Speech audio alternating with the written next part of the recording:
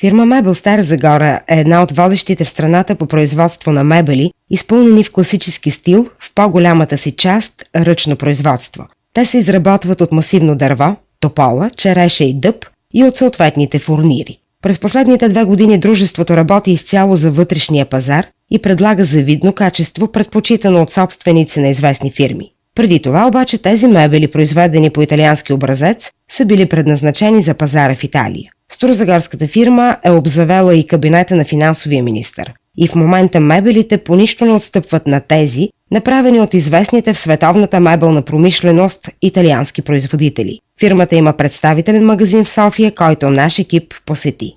През 2005 година предприехме една рискова стъпка да продаваме мебели на италианския пазар, който е най-конкурентният и през този период беше на второ място в световен мащаб по износ на мебели. Както се казва по-български, да продаваме краставици на краставичара. Но този ход се оказа доста успешен за нас. Усвоихме с помощта на италианските ни партньори, усвоихме технологиите, които прилагат те при производството на един специален тип мебели, специален стил характерен за къщи, за обзавеждане на къщи, на извънградски вили. Този стил успяхме благодарение с тяхния опит, който те ни показаха на нашите работници, да усвоим и да продаваме няколко години в Рим, основно в Рим и в областта около Рим. Но през 2007-2006 година, когато нашия пазар се оживи и нарасна значително търсенето на мебелите, де-факто българите разбраха, че могат да си купуват мебели, произведени в България с италианско качество, с италиански технологии, с италиански дизайн. Фирма Мебел акцентира в производството си на завършеността на мебелите. Мога така да кажа, че сме водеща фирма в България относно техниките на състаряване на дървесината.